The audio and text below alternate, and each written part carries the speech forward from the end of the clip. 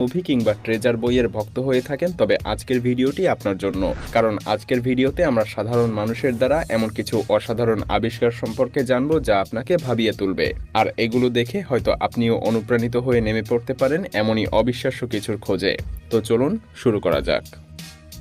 এই ব্যক্তি রহস্যময় কিছু অন্বেষণ করার জন্য তার নৌকাটি ভাসিয়ে দিচ্ছে, কারণ তিনি এই সংকীর্ণ জেটিতে মূল্যবান কিছু আবিষ্কার করে ফেলেছেন। আর তা হলো একটি পরিত্যক্ত ইয়ট। হয়তো কোনো কোটিপতি ঝড়ের মাঝে এটাকে ফেলে রেখে চলে গেছেন, ঠিক যেমনভাবে আমরা আমাদের পুরনো টি শার্টগুলোকে ফেলে দেই। অবশ্য এর ভেতরটা একজন ছাত্রের রুমের মতোই অগোছালো অবস্থায় আছে। ফ্রিজে এখনো কিছু বিয়ার রাখা আছে। নিঃসন্দেহে আপনি এখানে একটা দুর্দান্ত পার্টি করতে পারবেন।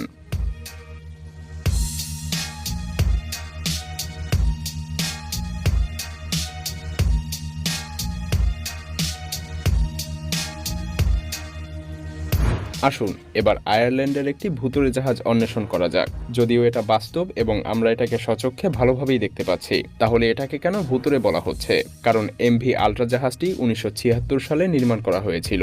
2018 সালের দিকে জাহাজটি একটি দীর্ঘ সমুদ্র যাত্রা শুরু করেছিল। এরপর মাঝপথে এর ইঞ্জিন নষ্ট হয়ে গেলে জাহাজের ক্রু মেম্বারদেরকে উদ্ধার করা শেষে জাহাজটিকে টেনে নিয়ে যাওয়া হয়। কিন্তু এরপর জাহাজটি বারমুডা থেকে কোথাও গায়েব হয়ে যায়। দীর্ঘ 18 মাস নিখোঁজ থাকার পরে এমভি আল্ট্রা এখন আয়ারল্যান্ডের উপকূলে চলে এসেছে। যদিও গত মার্চের ঝড়ে জাহাজটির অর্ধেক ভেঙে গিয়েছে। আপনি যদি কোলাহলপূর্ণ শহর ত্যাগ করে দূরে কোথাও বাস করতে চান, তাহলে একটি বেলচা নিয়ে ক্যালিফোর্নিয়ায় চলে যান, কারণ সেখানে আপনার জন্য স্যাটেলাইট ডিশ সহ একটি সম্পূর্ণ বালতি লুকিয়ে আছে বালির নিচে, এমনকি একটি বাসও। তবে জায়গাটি বসবাস করার জন্য আপনাকে বেশ কিছুদিন সময় ব্যয় করতে হবে।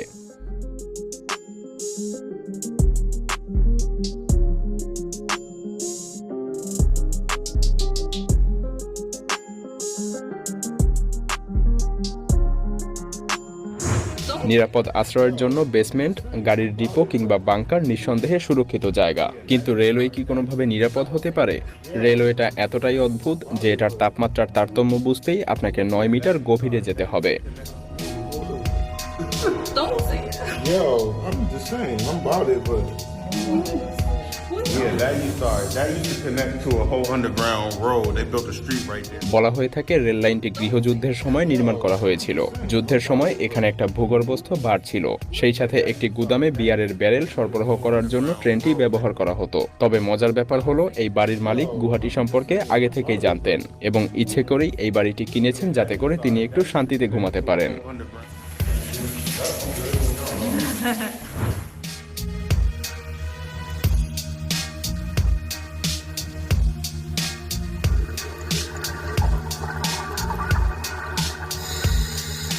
চলুন দেখা যাক সমুদ্রের তলদেশে এই প্লেনের ভেতরে কেউ বসবাস করছে কিনা।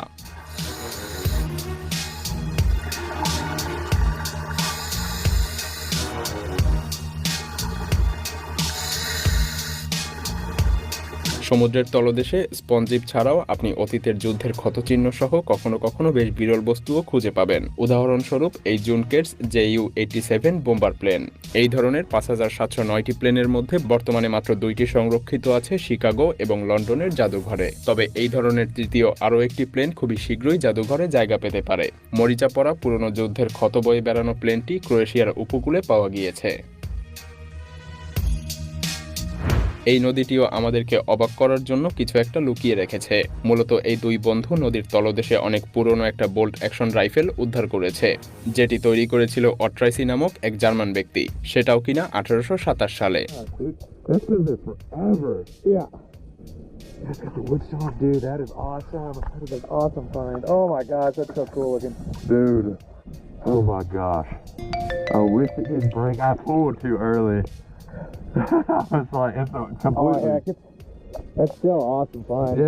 বন্দুকটির ডিজাইন অনেক সিম্পল হলেও এটি কাজের দিক থেকে অনেক অসাধারণ ক্ষমতা সম্পন্ন।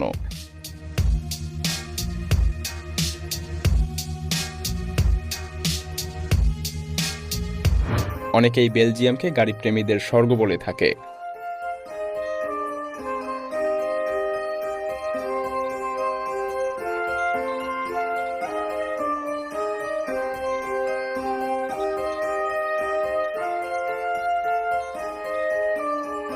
আর এজন্যই হয়তো এখানে এই পরিত্যক্ত হ্যাঙ্গারের ভেতরে লুকায়িত অবস্থায় বিভিন্ন সস্তা এবং বিলাসবহুল ভিনটেজ গাড়িগুলো পাওয়া যায়। আর তিনি এই গাড়িগুলোকে যেন খেলনার মতো করেই সাজিয়েছিলেন। ব্যক্তিগত সংগ্রহের মালিককে এই খেলনাগুলি দ্বারা বিচার করলেই বোঝা যায় তিনি কত বড় একজন গাড়ি প্রেমিক ছিলেন।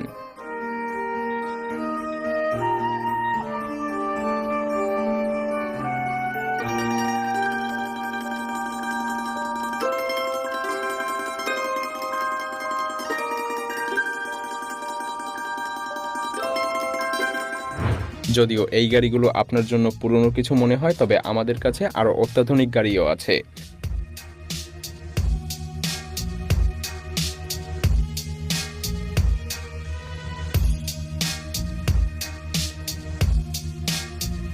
যে ব্যক্তি এই ভিডিওটি করেছিলেন তার কাছ থেকে জানা যায় তিনি একটি পরিত্যক্ত বিল্ডিং জুড়ে এসেছিলেন, যা তার কাছে অনেক অদ্ভুত লেগেছিল। সেই সাথে তিনি এর ভেতরে এমন কিছু আবিষ্কার করেন যা সত্যিকার অর্থেই অস্বাভাবিক ব্যাপার। এর ভেতরে প্রায় 10 বছরেরও বেশি সময় ধরে প্রচুর গাড়ি পার্ক করা রয়েছে, আর এটা স্বাভাবিকভাবেই অসম্ভব যে এই গাড়িগুলোর মালিক কোনো একদিন ফিরে আসবে। তাই চাইলে আপনি আপনার পছন্দ মতো যে কোনো একটিকে নিজের জন্য বেছে নিতে পারেন।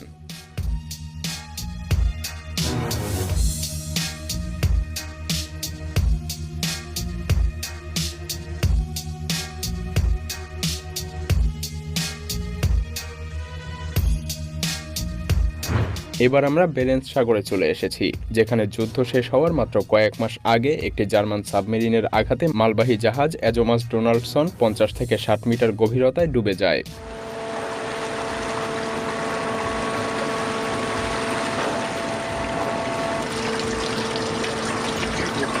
ডুবুরিদের দ্বারা এখন পর্যন্ত শুধুমাত্র প্রধান কার্গো এবং 2টি ট্যাঙ্ক পুনরুদ্ধার করা সম্ভব হয়েছে, আর এগুলোর মরিচা পরিষ্কার করার পরে এখন এটিকে জাদুঘরে সংরক্ষণ করা হবে।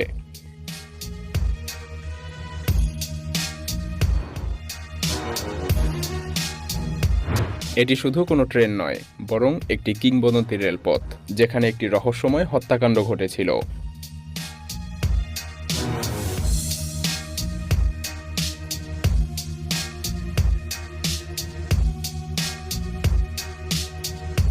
অনেকের কাছে এটি হয়তো ওরিয়েন্ট এক্সপ্রেস নামে পরিচিত, তবে বেলজিয়ামের একজন ভ্রমণকারী এটার সঙ্গে ধাক্কা খাওয়ার আগে এটি আক্ষরিকভাবেই বিলাসবহুল ট্রেন ছিল।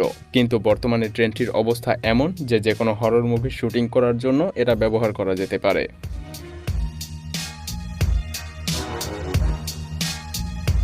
ভারতের একটি রাজ্যে স্থানীয়রা এই হ্রদটি খুঁজে পেয়েছিল। হ্রদটি ঝড়ে কবলিত হয়ে উপকূলে ভেসে এসেছিল। কর্তৃপক্ষরা মনে করছেন এটি অন্য দেশ থেকে এসেছে এবং নিশ্চিত কোনো ধর্মীয় আচারের সঙ্গে সম্পর্কিত। যদিও এর আসল মালিককে এখন পর্যন্ত পাওয়া যায়নি।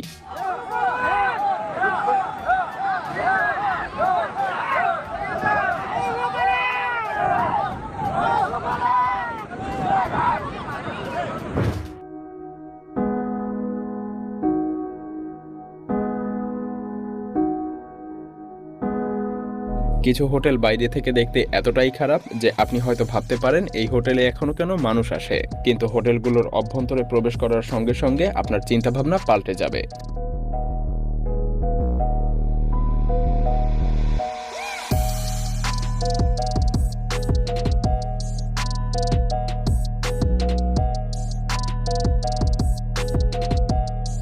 কারণ এখন আমরা ইংল্যান্ডের হোয়াইট দ্বীপের রয়্যাল ইয়র্ক হোটেলে রয়েছি। এই বিল্ডিংটি 1938 সালে নির্মাণ করা হয়েছিল, কিন্তু 2006 সালে এটি বন্ধ করতে হয়েছিল দর্শনার্থীর সংখ্যা কমে যাওয়ার কারণে। হোটেলটি অনাদরে অযত্নে ভুতুড়ে বিল্ডিংয়ে পরিণত ছিল দীর্ঘ সময় ধরে, কিন্তু এরপর এটি পুনর্নির্মাণের সিদ্ধান্ত নেওয়া হয়েছিল। এমনকি বিল্ডিংটির বাইরের দেয়ালগুলোতেও একটি অ্যান্টি ভ্যান্ডাল পেইন্ট দিয়ে প্রলেপও দেওয়া আছে।